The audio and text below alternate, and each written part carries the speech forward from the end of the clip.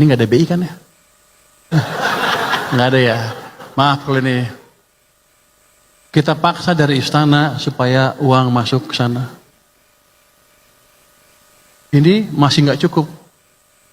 Di sini kita paksa fiskal, gelontorin uang seperti yang saya lakukan kemarin. Hari ini efektif. Gelontorkan uang kamu jangan taruh di bank sentral, taruh di sistem ekonomi.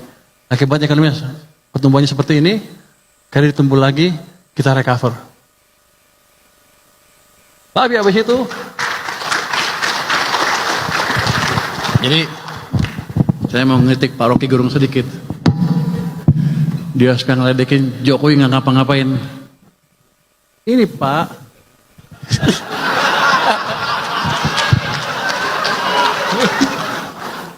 kalau di sana kan dia berkuasa, di sini saya berkuasa. Jadi ini dipaksa intervensi langsung oleh presiden sampai ke sana. Tuh dengerin Rocky Gerung, lihat. Jadi Presiden Jokowi itu berjasa buat kita, walaupun di sampingnya ada saya sih. Tapi setelah itu, nggak lama setelah itu, diturunkan lagi seperti ini. Seret. Ini yang Anda rasakan berapa tahun 2003-2004, pertengahan sampai akhir itu, ekonomi susah lagi. Keluarlah Indonesia suram dan lain-lain. Bukan dari politik, tapi dari ekonomi yang dibunuh penyebab utamanya. Jadi Pak Rocky mungkin sedikit belajar ekonomi lagi Pak. Gue seneng bisa ngedek dia di sini. Soalnya Pak Rocky setiap itu saya lihat tuh pidato Anda itu menarik sekali, jadi saya ikutin ahli filsafat. Mumpung bisa kritik, saya kritik di sini. Kemarin sampai April sudah membaik, makanya saya bilang ekonomi bagus, nggak usah takut. Tapi habis itu dibunuh ke sini sampai ke sini. Jadi sedang dibunuh lagi ekonominya. Ketika ekonomi memburuk, banyak pemecatan pegawai kan pasti, rakyat hidupnya makin susah, dan kita nggak peduli waktu itu ya, nggak terlalu peduli, turunlah ke jalan masyarakat kita. Itu expected untuk saya. Ini nggak ada wartawan kan ya? Bebas nggak nih?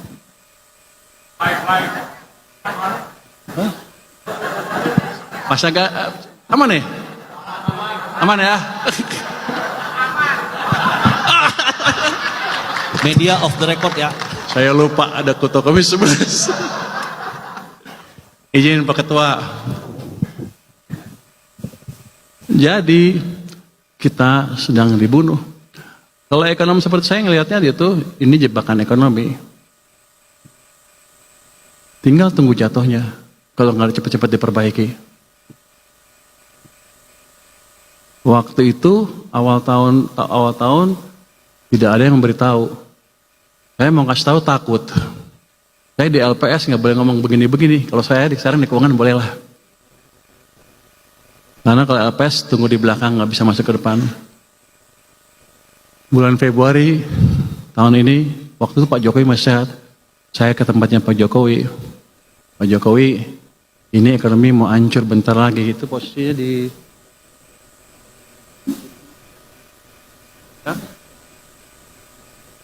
bantu nggak Pak? Dan saya juga takut, saya nggak punya teman. Pak Jokowi udah pensiun kan. Pak Prabowo saya belum kenal waktu itu. Pak Jokowi bantu nggak? Dia bilang bantu. Harus saya berani kasak-kusuk sana sini, mencoba memberikan informasi bahwa ada masalah di perekonomian. Tapi ini jatuhnya begini, kita nggak usah takut. Ini di bawah kendali kita 100%.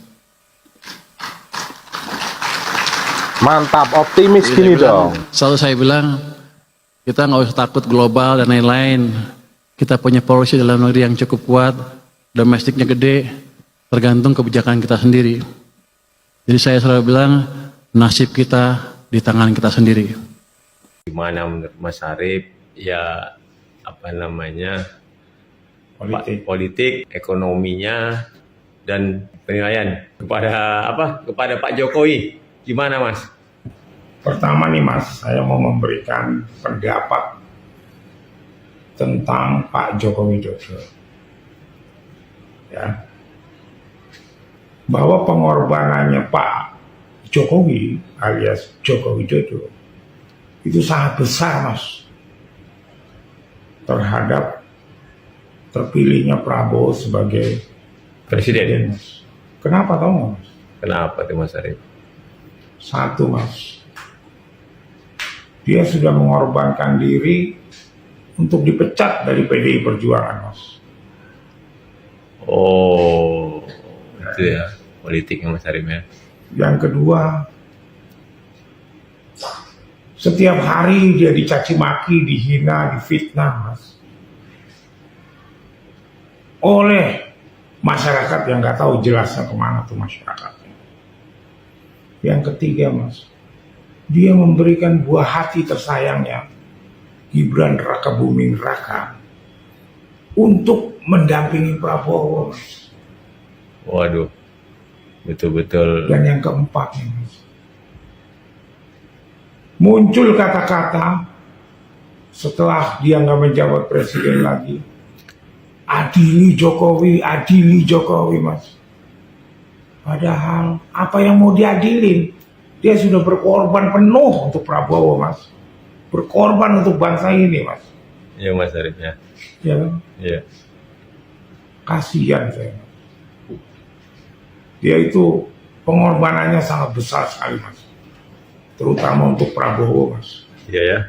Karena itu, Mas, saya sebagai kader Gerindra meminta kawan-kawan Gerindra untuk siap melindungi dan membela Jokowi, Mas.